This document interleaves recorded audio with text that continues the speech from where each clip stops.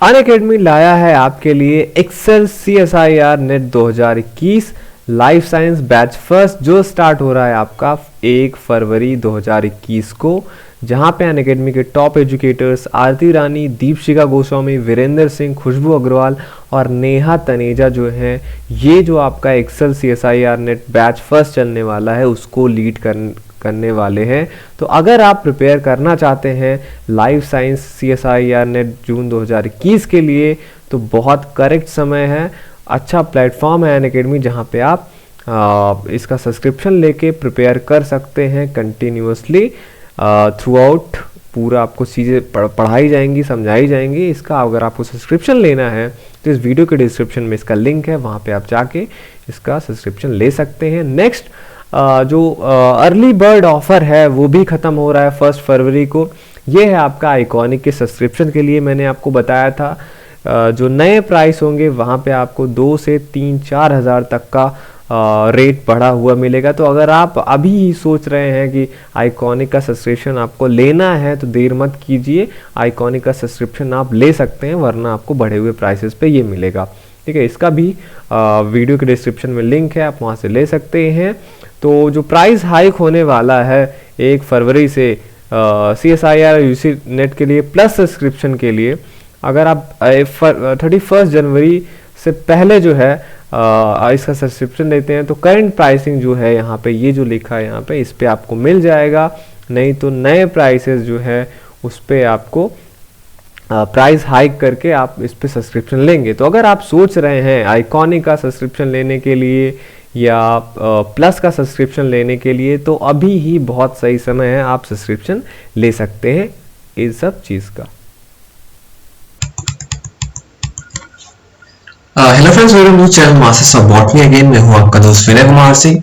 मैं इस वीडियो में लेके आया हूं 25 MCQs सेकंड। ठीक है, फर्स्ट जो है हम आपको प्लांट फिजियोलॉजी पे 25 MCQ दे चुके थे। अब आज देखते हैं फिर से कि जो ये नए वाले MCQs हैं आप इनमें से कितना जो है करेक्ट कर पाते हैं। ओके, प्रैक्टिस करते रहिए और जो क्वेश्चन ना आए वो जो है फिर आप मैच कराइए कि वो क्वेश्चन किस टॉपिक से आया है, उसको आप फिर से रिवाइज करिए। यही काम होता है MCQ का।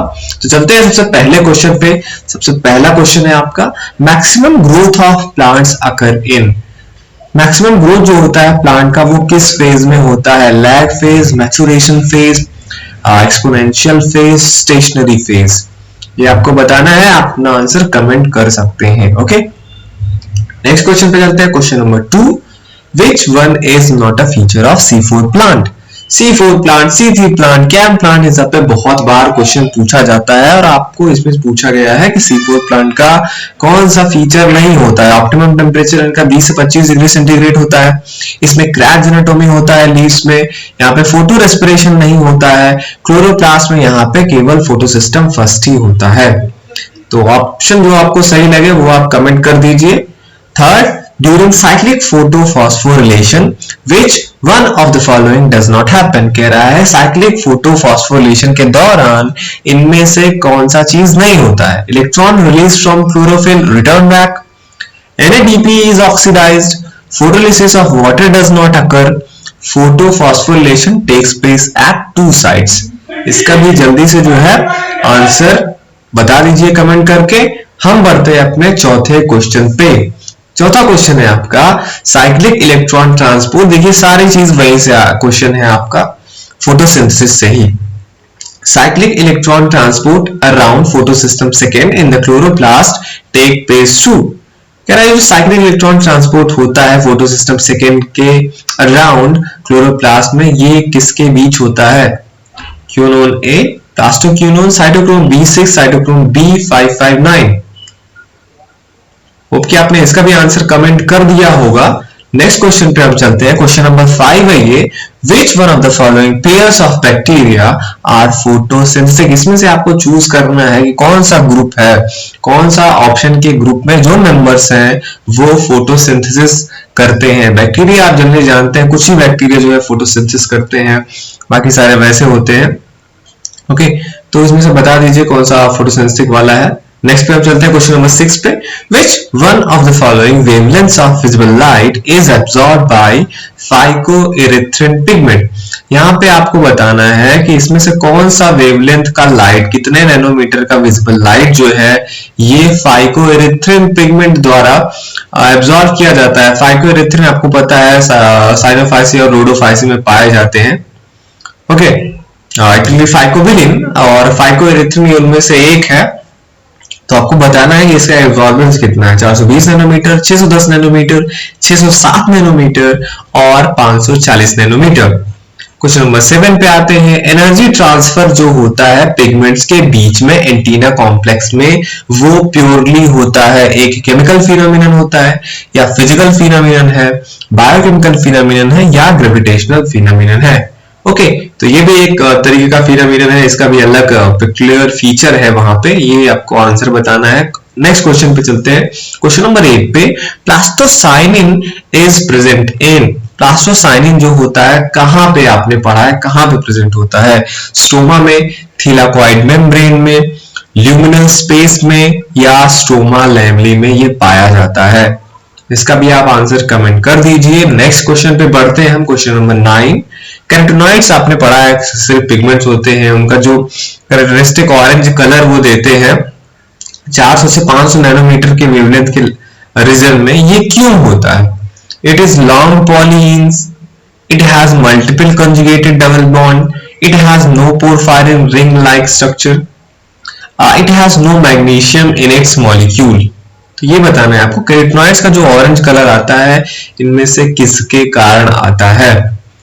10. Phycobilins are. फाइकोबिलिन्स क्या होते हैं? Plants which on eating produce excessive bile juice, accessory photosynthetic pigment in certain algae, site of nitrogen fixation and root in algae, और viruses infecting algae.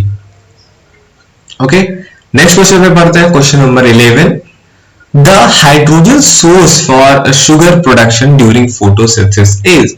जो शुगर प्रोड्यूस करता है plants photosynthesis के दौरान, उसमें जो हाइड्रोजन आता है उसका सोर्स क्या होता है? कार्बोहाइड्रेट एटमॉस्फेयर से लेता है प्लांट, फर्टिलाइजर से प्लांट लेता है, या जो वाटर रहता है वहां से हाइड्रोजन उसको मिलता है फोटोसिंथेसिस में। इसका भी आंसर शायद आपको पता होगा, कमेंट कर दीजिए ये भी। नेक्स्ट पे चलते हैं। Question number 12। In C4 plants oxalic acetic acid is formed by. C4 plants में ऑक्सैलिक एसिड कब बनता है? जब पायरुविक एसिड रिएक्ट करता है CO2 से, या पेप CO2 और H2O के रिएक्शन से ये बनता है, या स्पार्टिक एसिड जब रिएक्ट करता है CO2 से, या RUBP कंबाइन होता है जब CO2 से, तब आपका ऑक्सैलोएसिटिक एसिड फॉर्म होता है।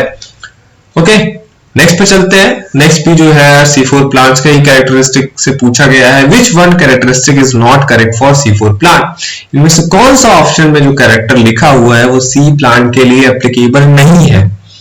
C4 प्लांट में हाई फोटो रेस्पिरेशन एफिशिएंसी होती है, हाई फोटोसिंथेसिस एफिशिएंसी होती है, लो CO2 कंपनसेशन कंसंट्रेशन होता है, या efficient in very low to very high light intensity. ये C4 प्लांट का कैरेक्टर होता है। इसको भी आप कमेंट कर दीजिए। नेक्स्ट पे चलते हैं। क्वेश्चन नंबर 14 देखते हैं हम। Changing oxidation state of which ion is responsible for evolution of O2 at photosystem second। आपको पता है कि photosystem second के पास में ऑक्सीजन का evolution होता है वाटर स्प्लिटिंग के कारण, पर वहां पे एक आपका रहता है आयन जिसका ऑक्सीडेशन स्टेट चेंज होता है, ठीक है, और वही रिस्पॉन्सिबल होता है अल्टीमेटली जो आपका ऑक्सीजन निकलता है। तो वहां पे क्या है? मैग्नीशियम है, मैग्नीज है, कैल्शियम है या क्लोरीन है? ओके, आप ये भी कमेंट कर दीजिए आंसर। नेक्स्ट पे चलते हैं। Question number 15। Which one of the following statement is correct. यहाँ पे आपको बताना है कि 4 स्टेटमेंट दिया गया है, कौन सा स्टेटमेंट आपका करेक्ट है। कह रहा है फर्स्ट में 16 मॉलिक्यूल्स ऑफ ATP पर hexose molecule is used in C3 pathway. कह रहा है 16 मॉलिक्यूल ATP लगता है आपका पर हेक्सोज मॉलिक्यूल यूज होता है C3 पाथवे में, या 18 मॉलिक्यूल्स ATP लगता है पर hexose molecule use in C3 pathway, या 28 मॉलिक्यूल लगता है ATP का जब पर hexose molecule is used in C4 pathway, और 18 मॉलिक्यूल पर hexose molecule is used in C4 pathway. तो ये आपको बताना है ATP का काउंट C3 पाथवे या C4 पाथवे के लिए कौन सा करेक्ट है। नेक्स्ट पे चलते हैं हम। Question number 16, to reduce 6 molecules of carbon dioxide to glucose via photosynthesis, how many molecules of NADPH and ATP are required. कह रहा है अगर आपको 6 मॉलिक्यूल कार्बन डाइऑक्साइड का जो है रिड्यूस करना है ग्लूकोज में फोटोसिंथेसिस का यूज करके, how many molecules of NADPH and ATP are required, वहां पे आपको कितना ATP का और NADPH का यूज लगेगा।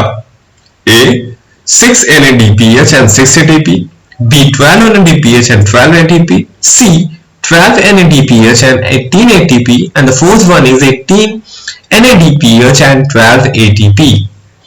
ओके, तो बता दीजिए आप इसका भी आंसर। नेक्स्ट चलते हैं क्वेश्चन नंबर 17 पे। In photosynthesis which one of the following are produced during light reactions. आपको बताना है कि लाइट रिएक्शन फोटोसिंथेसिस को आप दो भागों में बांट सकते हैं, लाइट रिएक्शन और डार्क रिएक्शन, दोनों का अलग अलग रिएक्शन है, कौन किसमें क्या क्या यूज होता है, ये आपको याद रखने वाली चीजें हैं। यहाँ पे आपको बताना है कि लाइट रिएक्शन के दौरान क्या निकलता है। ADP NADP plus O2, ATP NADPH CO2, glucose ADP NADP plus CO2 या ATP NADPH एंड O2। तो आपको लाइट रिएक्शन का बता दीजिए क्या प्रोडक्ट है। हम बढ़ते हैं question number 18, which one of the following plants fixes carbon dioxide by crystallization acid metabolism। इसमें आपको बताना है कौन सा प्लांट है जहां पे आपको क्रिस्टलाइजेशन एसिड मेटाबॉलिज्म मिलेगा और उसका यूज करके वो कार्बन डाइऑक्साइड का फिक्सेशन करता है। किस में? ओक ट्री में, कैक्टस में, ग्राम में या रेड एल्गा में। ओके, नेक्स्ट बढ़ते हैं क्वेश्चन नंबर 19 पे। लीफ क्लोरोफिल एब्जॉर्ब, लीफ का जो क्लोरोफिल होता है वो क्या एब्जॉर्ब करता है? रेड लाइट ही केवल, ब्लू लाइट ही केवल, blue as well as red light या केवल green light. Okay, next question पे हम बढ़ते हैं। ये इजी था शायद आपके लिए, बहुत लोग इसका करेक्ट आंसर देंगे। 20 पे चलते हैं। Dark reaction of photosynthesis takes place. मैंने आपको बताया अभी लाइट रिएक्शन और डार्क रिएक्शन में आप फोटोसिंथेसिस को ब्रेक कर सकते हैं दो पार्ट में। तो डार्क रिएक्शन जो होता है आपसे पूछा गया है कहां पे होता है? स्ट्रोमा में, ग्रेना में, साइटोप्लाज्म में या एंडोप्लाज्मिक रेटिकुलम में। होप कि आपने इसका भी आंसर जो है कमेंट कर दिया होगा। नेक्स्ट क्वेश्चन पे पढ़ते हैं हम, question number 21। In C4 plants Calvin cycle occurs in. C4 plants की अगर हम बात करें तो आपको पता है वहां पे जो रिएक्शंस है अलग अलग जगह पे होते हैं। तो आपको ये बताना है कि जो C4 प्लांट्स होते हैं उनमें केल्विन साइकिल कहां पे होता है? Stroma of bundle sheath chloroplast, stroma of mesophyll chloroplast, membrane of bundle sheath chloroplast और grana membrane of mesophyll chloroplast. तो चारों में से एक आंसर है जिनका आप टॉपिक क्लियर होगा वही इसका आंसर दे पाएंगे। होप कि आपने दे दिया होगा इसका आंसर। नेक्स्ट क्वेश्चन में बढ़ते हैं, question number 22। Cyclic phosphorylation involve. Cyclic phosphorylation जो होता है आपको पता है नॉन साइक्लिक और साइक्लिक होता है। अब उनके बीच में डिफरेंसेस एग्जाम में लगातार पूछे जाते हैं। तो साइक्लिक फॉस्फोरिलेशन या फॉस्फोरिलेशन में क्या इन्वॉल्व होता है? Photosystem first only, photosystem second only, either photosystem first और either फोटोसिस्टम सेकेंड, क्या दोनों का यूज होता है वहां पे? होप कि आपका ये भी टॉपिक क्लियर होगा। इसका भी आंसर दे दीजिए। नेक्स्ट पे चलते हैं, क्वेश्चन नंबर 23। फोटोसिंथेसिस जो है ऑक्सीजन एवोल्यूशन इन प्लांट किससे इनहिबिट हो जाएगा?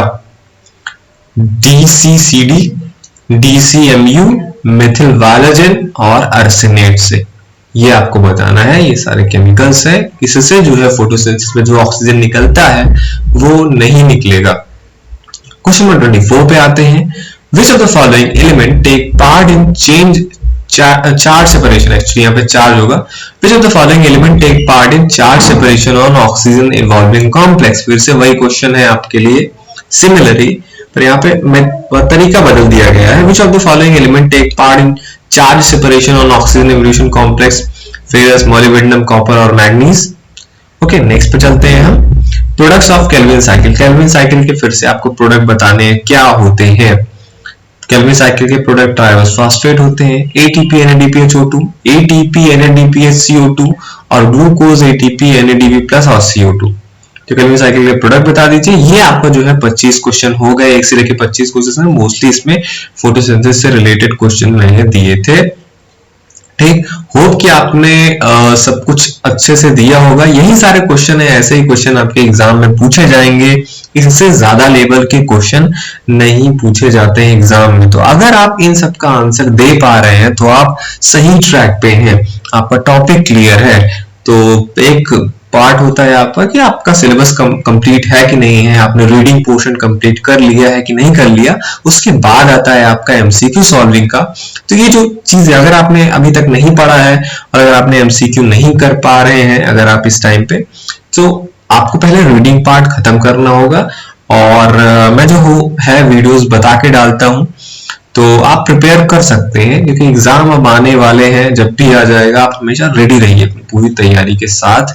किसी भी एग्जाम के लिए आप प्रिपेयर करते हैं, जो भी आपका टाइम मिले पूरा टाइम दीजिए, पूरा पढ़िए और पहले से ही रेडी रहिए। ऐसा नहीं कि एग्जाम आए तभी हम पढ़ेंगे आपको, जब उसमें नोटिफिकेशन आप इस एग्जाम का देखते हैं। पहले से ही रेडी रहिए। आप जितना पहले उन चीजों को खत्म करेंगे आपका माइंड उतना क्लियर रहेगा, आपका अंडरस्टैंडिंग और ज्यादा बढ़ता जाता है। ठीक, तो चलता हूं मैं। ये था पार्ट सेकंड और इसका मैं पार्ट थर्ड भी लेके आऊंगा फोटोसिंथेसिस का। 25 क्वेश्चन वहां भी रहेंगे। ठीक, पर नेक्स्ट जो वीडियो डालूंगा उसमें इसका मैं आंसर्स और एक्सप्लेनेशन भी दे दूंगा सारे का। तो आप प्रिपेयर करते रहिए। मिलता हूं मैं आपसे नेक्स्ट वीडियो में। Thank you for watching.